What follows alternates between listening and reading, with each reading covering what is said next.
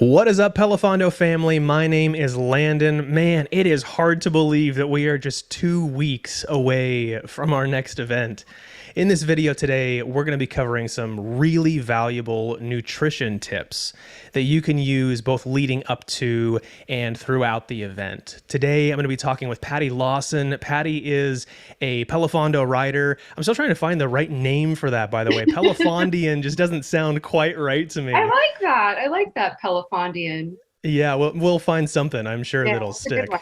stick. She also runs a team for the event, and then she is the head coach and operations manager with PLT Nutrition. Patti, I'm really excited to be talking with you today. Thank you so much for taking time out of your insanely Absolutely. busy schedule just to show up and hop on the call. No, Um, I was thrilled that you asked me to be here. It's great. It's Friday afternoon. I think it's a long weekend for a lot of people, I think right? so, I, yeah. I did actually work today, but yeah, it's nice. It's great to be here. I'm super excited about the Pelofondo too. It's my second one, so Yeah, it's going to be really fun. There's a it's lot of gonna be really super fun stuff fun. coming And up. this is number what? I don't even know. Oh man. Oh, you're putting me on the spot. I think we're probably at 7 or 8, I think, at this Wow, point. that's pretty So cool. yeah, Yeah. we'll have to throw a big party for 10 or something like that. Oh It'll my be fun. gosh, yeah. If well, I'll be there if I live, yeah. If any of us make it through this next Any one, of it, right? yeah. Oh my gosh, I shouldn't say that. I know. Well, before we dive in here, I want to make sure everybody knows about the awesome giveaway that PLT Nutrition is going to be providing. Can you just tell everybody about that real quick? Absolutely, yeah. So we're going to provide two 13-week individualized nutrition plans, which is what we offer at PLT, and I think I'll talk about that in a few minutes. But yeah, so a 13-week plan, and we'll give away 2 of them.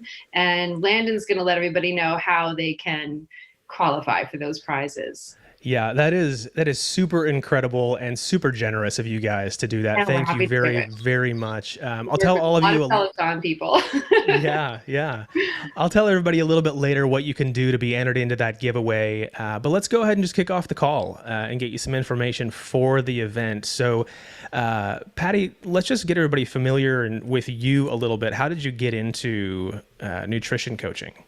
Okay, thanks. Let's see. Well, I spent a lot of my life not really eating well, and I bounced up and down, typical yo-yo dieter my whole life from when I was a young kid until I was an older adult.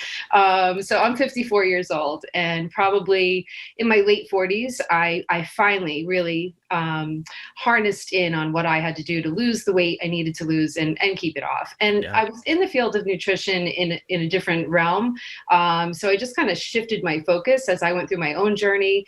I started to, really think about wanting to help other people. I was giving advice to people, some guidance, and it just kind of morphed into becoming a coach. And for me, it's a labor of love. I mean, it's an actual job, but Right. it is a true labor of love for me. I have a great passion for seeing people improve their health, their physical ability, their physiques, Yeah. everybody has a different reason for wanting to hone in on their nutrition. And there's so many different things that you can do with nutrition. It's not just about, looking good in a bikini or, being really strong in athletics. There's a lot of reasons. And health is the first focus that we have at PLT. We Sure. always say, health is primary. So for me, me getting healthy led me down a path of helping other people get healthy. And it's a longer story, but it's something that I never lose sight of when I work with clients, when I work with my other coaches, and see how they interact with their clients. We kind of want to nurture everybody along the way. I didn't necessarily have that when I was going through that. And Yeah. it's something that we really like to provide to people. Well, very few people do have that, right? I Yeah. think that's what's so special about what you're offering is that Mhm. that one-on-one availability Oh yeah. to really hone in and help people along that journey. Because, I'm that person, right? You start something, you stop something, you try something new Absolutely. because the last one didn't work or didn't Yeah. work well enough or whatever. And Yeah. so, man, what a And fabulous space to be in. there's a lot of things that work. You can lose weight, you can get fit doing a lot of different things, but is it going to be sustainable for the rest of your life? And that's Right. one of the key things that we work with our clients on is creating new habits, just gradual changes to your lifestyle, your eating habits, so that you're losing weight or getting fit in the same way that you're going to maintain that for the rest of your life. So it's not, there's no harsh restrictions. And that was the thing, that was the thing that I learned when I needed to lose the weight. And I've done everything. Like I said, I'm a little older, so I've done every fad diet out there. If anybody's watching this that's in my age category, we always talk about the cabbage soup diet. It was a diet that was, I don't even know, maybe in the 90s, I don't know. Yeah. But it was this cabbage soup, and you can only imagine what happens when you eat cabbage soup, right? And my mom thought it was a great diet, and she was like, you should do this. And she was always trying to help me lose weight. So I ate all the cabbage soup, but I also went in the kitchen and made sandwiches after my mom went to bed. Yeah. So it didn't work for me. So it did. It took me a long time to really figure it all out. And as I said, it's super gratifying to help others, and it's good. It's good. That's awesome. Do you have like a specific group of people that you primarily work with? Do you work with at-home athletes, professional athletes? All of the above. Yeah. We have clients around the world. We're a global company. Our founder is Paul Leonard. He's English, but he lives here and there actually. And we have coaches here and abroad, and we coach people all over the world. And I always say that, I would say that our biggest population of athletes are everyday exercisers, the people that, jump on their Peloton a couple of times a week, maybe somebody that just goes out for a power walk a couple of times a day, a couple of times a week. That's our main community. But we also have people that we've taken to the CrossFit Games, national and international weightlifting championships. We have triathletes, we have Ironmen. We have people that are sedentary and are just getting off the couch and getting moving. So, and we have a lot of Peloton riders, a lot. I bet. Yeah, we do. With the influx of all of the at-home stuff, Yeah, this past year, definitely, for myself too, that's when I got my Peloton, is during pandemic. And so did a lot of people apparently. And it's cool. It's, we're involved in a lot of different Peloton social media groups, and we've met a lot of people. And that's actually what made me buy a Peloton was so many of my clients had them. And many people in the PLT community had them. And I was like, because I had switched from going to a gym to working out at home. And that's a big adjustment. It is, yeah. I'm a, weightlifter, CrossFitter kind of person. Never took a spin class in my life. And one night around midnight, I'm like, you know what? I'm going to order this bike. And I just kind of did it on a whim. And the first weekend I got it, I think I told you this when we first met. When I first got it, I was bowing down to everybody. I was like, oh, wow, you can get a good workout on this bike. It was fun. I fell in love with it. I think the community is amazing. There's something when we all have to stop going out into the world last year and we have to work out at home. It was really nice to connect with other people. Right. And, whether it was, being a little competitive on a leaderboard or doing the PeloFondo or in my own community, in the PLT community, and riding with my clients. It's awesome. I love it.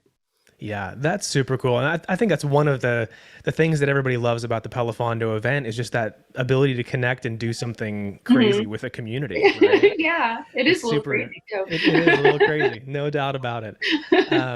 So I know you have several different lengths of programs that you guys offer, but tell me a little bit about the 13-week process. Since all the plans are the same. You can just buy them in different plan lengths. And how it works is you buy a plan and you fill out a form that gives us some information about you. And we take some time to allocate you to a coach that we think will be the best fit for you based on, your circumstances, your background, your goals. And then we do a lot of face-to-face stuff in the very beginning where, your coach will speak to you face-to-face rather than, just emailing and stuff like that, just to build that connection, get to know each other a little bit. And then it's your coach that actually builds your plan from scratch for you rather than using any kind of templates or, some people work well with an app or a bot on their phone, but we like to work, with people.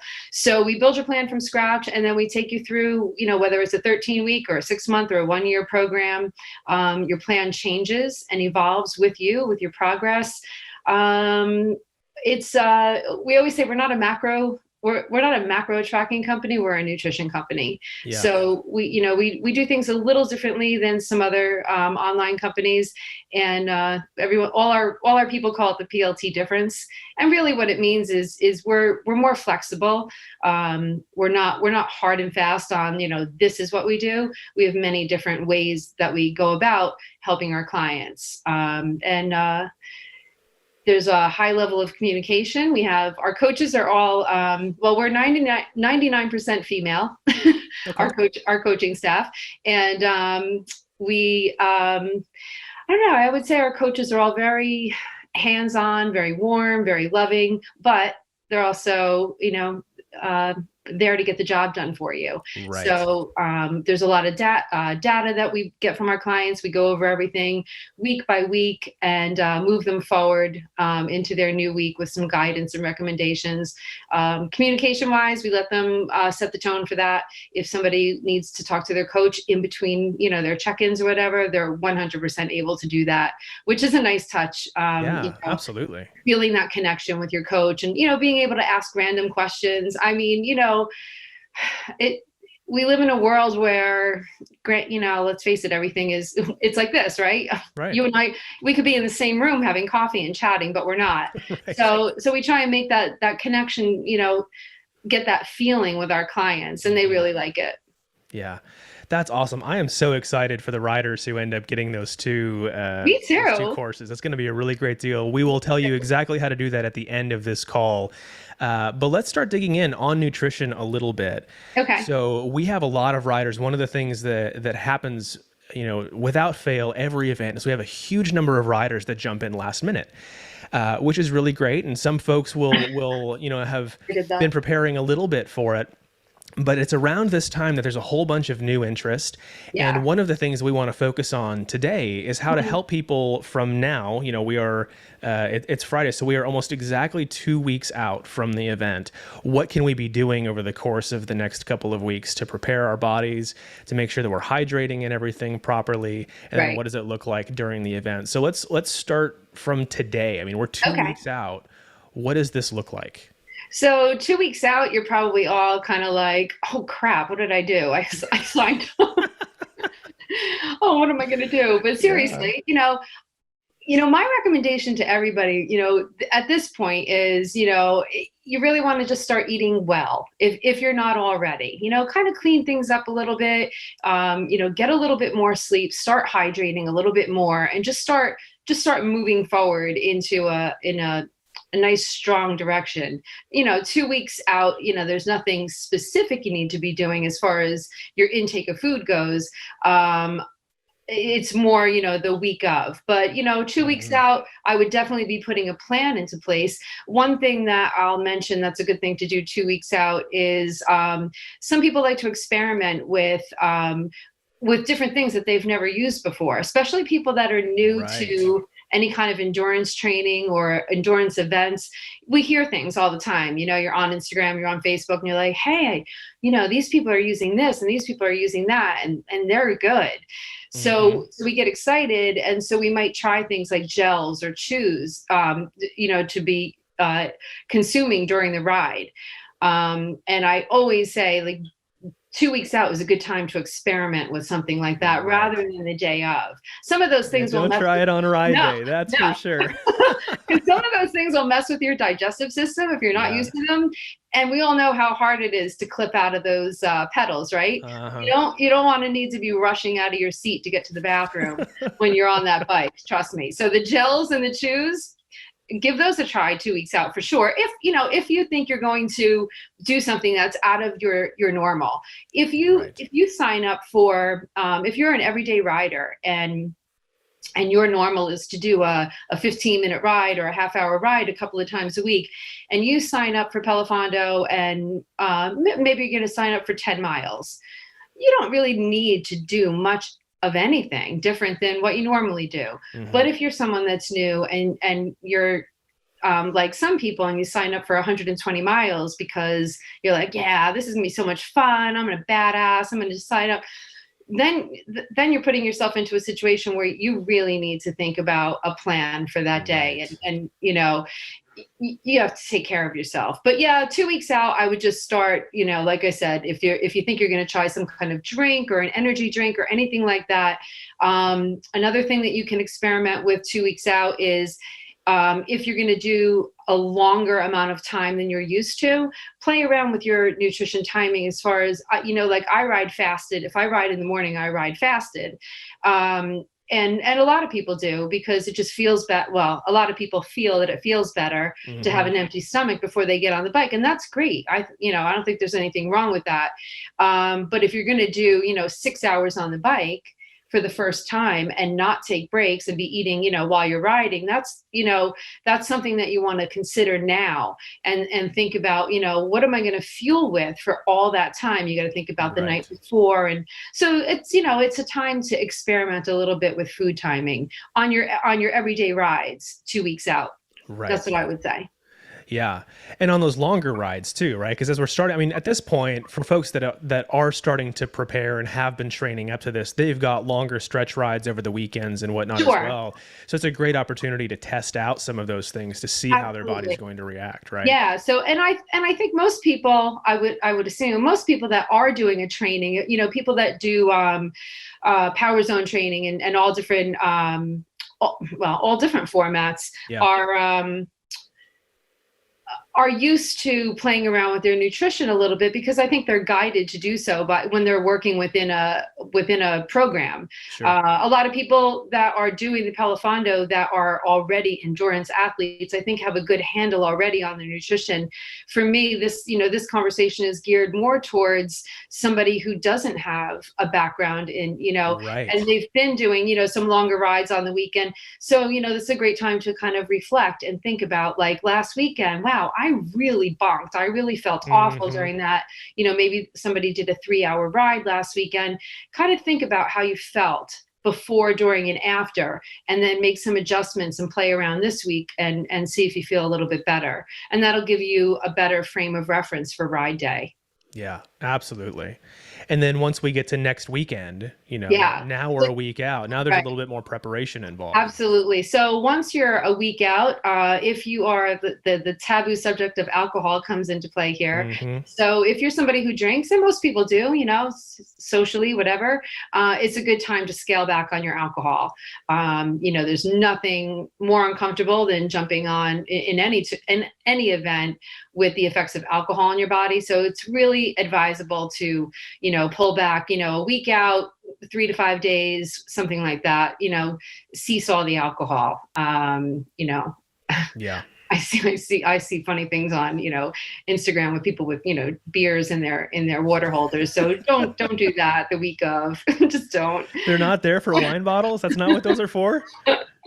No, I do. I see people with drinks in their water holders. It cracks me up. But, that's cool. Like, whatever floats your boat. But definitely for something like this, you seriously want to take that alcohol out of the picture. You'll have better sleep the week of. You'll just feel better overall, obviously. And your organs will be very happy and much more able to process nutrients the day of, when they're not dealing with the, lasting effects of alcohol. So definitely pull the alcohol out. I would say that 48 hours before the event is when you really want to fine tune.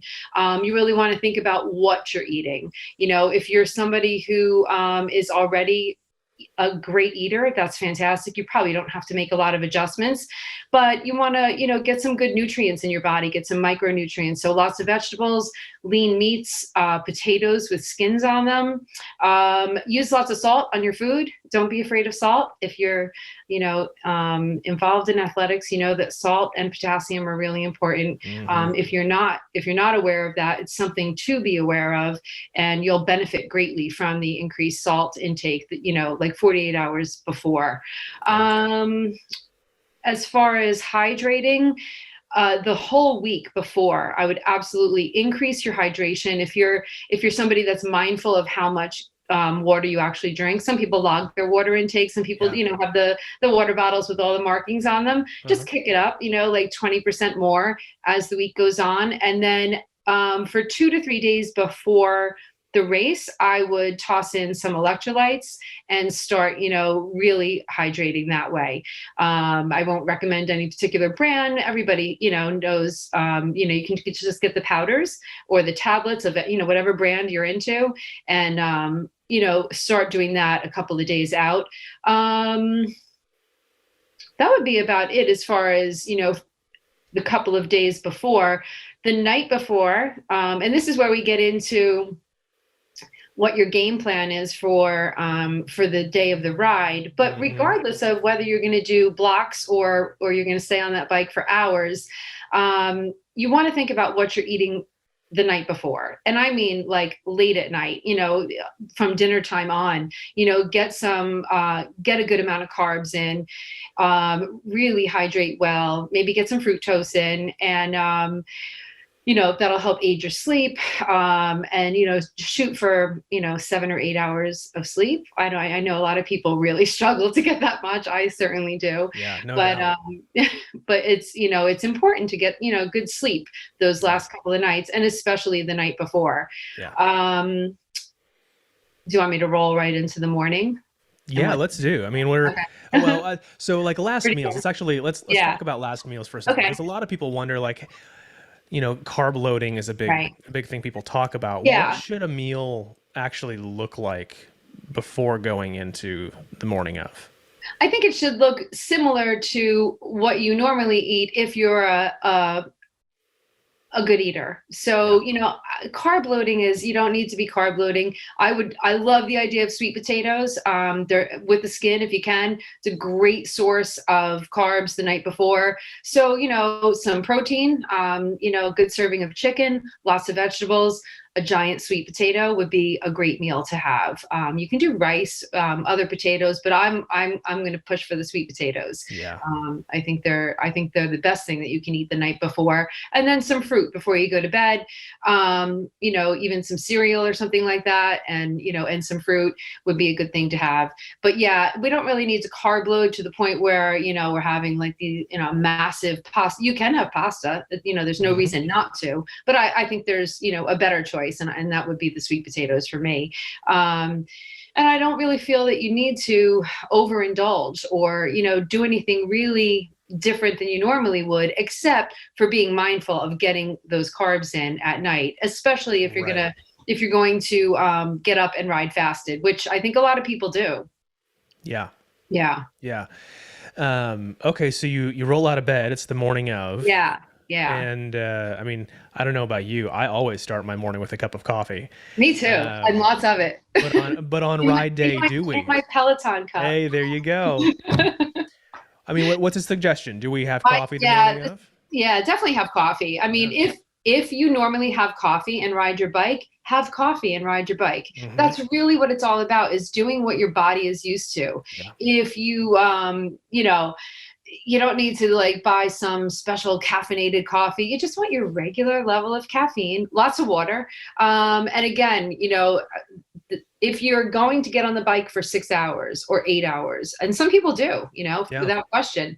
I don't know how they go to the bathroom, but anyway, I'm sure there are ways. There are ways. But if that's the case, I would definitely get up 2 hours before you're going to ride, and I would definitely eat something. Yeah. So, what are you going to eat? 2 hours before the ride, I would suggest just some simple carbs, some toast, some cereal, maybe some oatmeal, something, some banana, some fruit. But that's all for me. That's only if you're going to ride for a long time, or if you're somebody who normally eats and then gets on the bike. Right. That's what you should do. That's, right. It's really that simple. It shouldn't be anything out of your normal, except for stepping it up just a little bit and being mindful, like we've talked about, the 2 weeks, the 1 week, the 48 hours, the morning of, the same thing. Like, you know what? I usually have, avocado toast and all kinds of crazy stuff for breakfast. But on that day, just keep it simple and just have some toast, have some cereal, and then, have your avocado toast later. But yeah, I would just keep it simple, get some simple carbs in, and then get on the bike. 2 hours later, if you're going for a long time. Mm-hmm. And then in terms of like eating intervals, so, Mm-hmm. you know, for all the Matt Wilpers folks out there, he'll say, if you're doing over 60 minutes, have a banana or something like that Mm-hmm. with you just to get some extra carbs in. What Yeah, do you absolutely. recommend for eating intervals for folks that I are would starting? say anywhere from like 90 minutes to 2 hours in, you want to start eating anywhere, depending on your body size, anywhere from 25 to 40 grams of carbs per hour. And like I said, after the first 90 minutes, 2 hours. And that's, dependent on the person. Everybody's different. We all have different uh, makeups, and we're all different sizes. So for most people, I would say somewhere 90 minutes, 2 hours. And then what are you going to eat? I keep picturing what I had. I had like a table next to my bike, and because I did stay on the bike for a really long time, and I am not one that would normally fuel in between. Mm-hmm. But knowing that it was new for me, and I was, giving all of my nutritional guidance to all of my riders, I was like, all right, I think this is a long one for me. I'm going to do it right as well. So I had sweet potatoes that I had roasted, and I just had them, I warmed them up in the morning and I just threw them in a container. So I had some sweet potatoes. I did have Swedish fish, which I don't eat. I don't think I've ever even had, but I was looking for dried fruit, which I also don't eat. And I'm like, I'm going to get Swedish fish. And they were good. Yeah. I'm not a candy person. I don't like sugary food, Mm-hmm. but yeah, a lot of people do Swedish fish, and that's a Mm-hmm. fun thing. Yeah. Um, Oh, you could do dried fruit. You could do the sweet potatoes, the gels and chews, the squeezy packs. Mm-hmm. If you are accustomed to eating them, they're Right. great because they're fast. You can literally like just squeeze them down your throat, and you're good. Mm-hmm. And again, every hour after the first 90 minutes to 2 hours. You can do carb drinks also, and make sure you have electrolytes and water, mixed together for the duration of your time. So, Yeah. you want to have everything all set up. This is like, getting ready the night before. It's so much fun too, right? It You're is. like, oh, I'm Yeah. gonna put all my stuff and take pictures of it and put it on Instagram. I know, I did. Yeah. So yeah, you want to be prepared. It's important. It really is, especially for what I call the everyday exerciser. Like me, like most of the people watching this, we are everyday exercisers. And when we do something like PeloFondo, we are stepping way out of our Yeah. normal. Yeah. And when we step out of our normal, we need to step up our nutrition so that, and I know we're going to talk about this in a minute, so that we don't feel unwell afterwards. Right. Yeah, I'm going to throw in a pro tip here because, I'm super pro about this. But, my first Fondo, I learned this the hard way. Whatever snacks you decide to have, don't use anything that crumbles because because when you're breathing a little extra hard, crumbly snacks can create a problem. Oh my So God. whatever it is, make it easy to chew and swallow. Oh, that's so funny. Oh yeah, Yeah, just I one of wouldn't have one of those thought of little that. things that people probably don't think about. Yeah, no. But choking on your bike's not a fun experience. Especially if you're home alone. Yeah, true, I was home true. alone for a good portion of mine, and I don't really remember what I needed, but I was like, I gotta phone a friend. Like, where are all my people? I was like, we need stuff. Oh, So yeah, definitely have everything all set for you. Yeah, so you can have some protein too. Some people ask about protein. yeah, It's all yeah. about the carbs, and it really is. It's mostly about the carbs, but some protein will benefit you as well. So maybe, Mhm. some people like beef jerky, some rolled up turkey breast. I'm an egg person, so Mhm. we want to keep the fat away from all of this. But a hard Mhm. boiled egg. Simple, easy to digest and easy to chew. Right. We don't want to be choking, but yeah, a little bit of protein, but mostly carbs Yeah. is what you want to focus on. So then for folks that are doing bridge days, right? They're riding both days. Yeah. Is there anything special in between that they need to be doing to make sure that they still have the energy for that second day, other than not overpacing themselves? Yeah, Right. absolutely. Yeah, you want to continue your hydration, when you get done. So when we talk about recovery fuel, which I guess we'll do in a minute, but Yeah. whatever you do to recover when you're all done, you want to do the same thing on day one if you have a day two. Yeah. You want to keep your hydration going. You want to be careful not to overeat. You want to Yeah. eat something good and balanced, but you don't want to overindulge. And then you want to sleep. You want to take care of your body that night, as far as whether you're going to soak in a tub or whatever you might do to comfort yourself if you're really sore or you're really fatigued or whatever. Do all of those things, and then make sure that you're getting a ton of sleep. Yeah. Because it's a lot to do the 2 days back to back. So you want to make sure that you are fueling yourself when you get off of day one and preparing yourself again. Now you've got another night before, right? Right. So everything that you did the night before day one, or for some people, it's just the day. Right. Now you need to wash, rinse, and repeat. Do everything over again.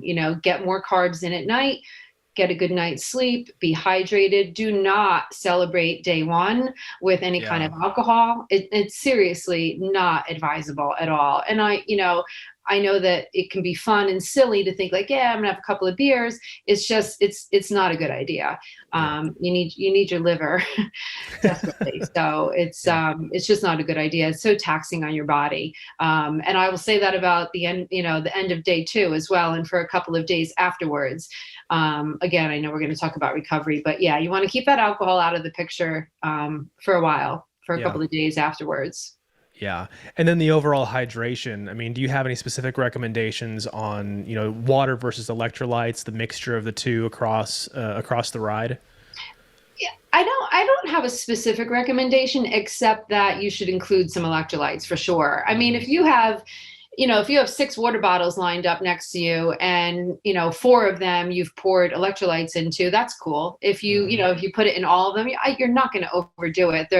The tablets and the powders that are on the market, you're not going to have ill effects if you have too many of them. Sure. Well, on average, let's not, Sure. generally speaking.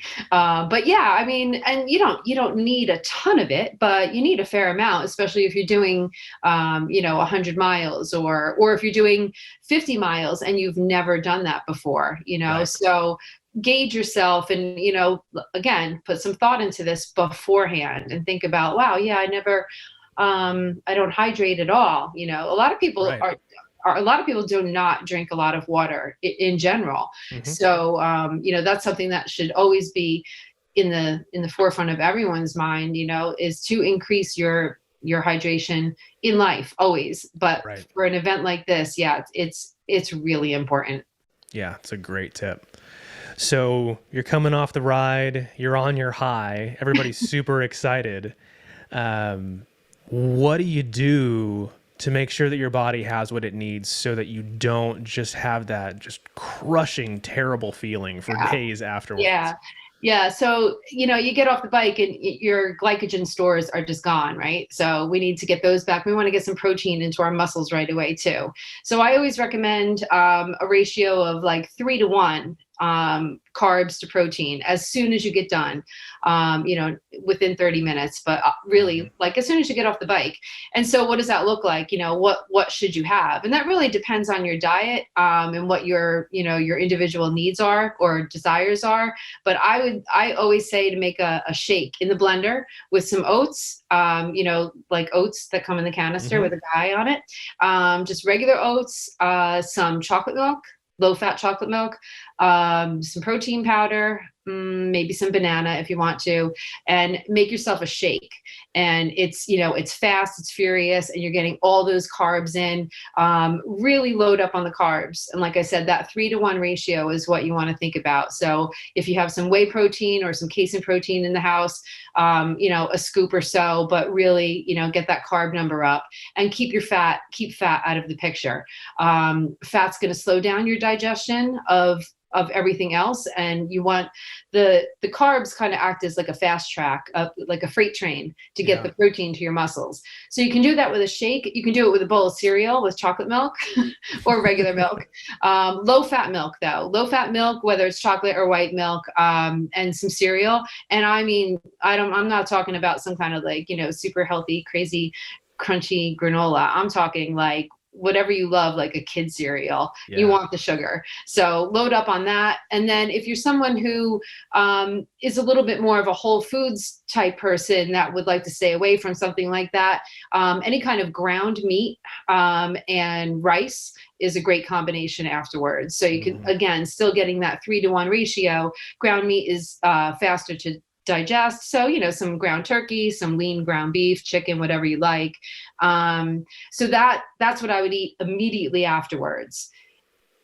An hour later, have a nice, healthy, balanced, macro-friendly meal. So protein, carbs, and fat in a nice balance, nice and big. Get all that food in, but you want to get that the carbs and protein in immediately after, and replace those glycogen stores. And that would be my recommendation for that. Yeah. Yeah, that's awesome. And then is there anything special you would say day 2, day 3 after the event, just to...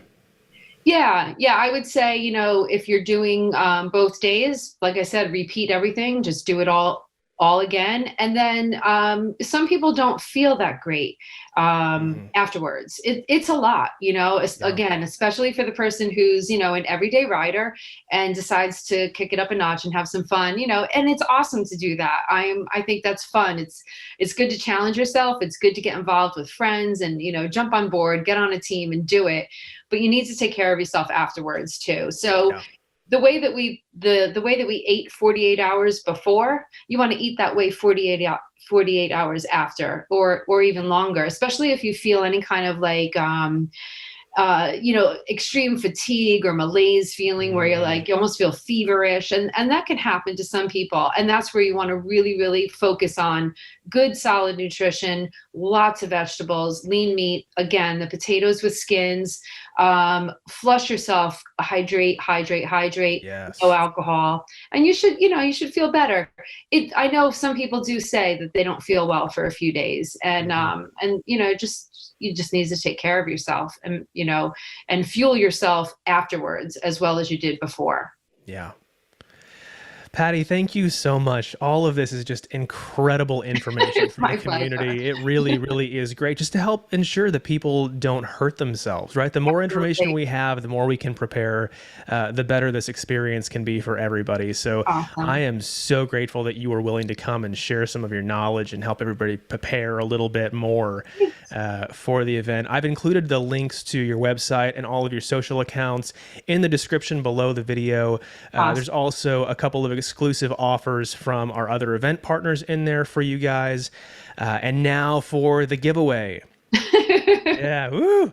So, hey, everybody, to be entered into that giveaway to win a chance for the 13 weeks of private nutrition coaching, hit the subscribe button down below and go ahead and just enable those notifications to ensure that you don't miss any of our other on-demand or live content that we have planned over the next few weeks.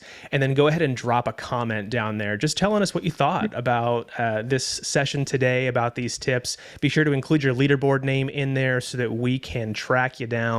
We'll be announcing the winners of this on Monday, April 19th. So, Patti, thank you again so much. Thank you. I really appreciate you having me. It's been an awesome experience, and I'm super excited to do the PeloFondo. Yeah, it's going to be great. It's a pleasure talking with you, and thank you all for joining us today. We'll see you next time. Take care.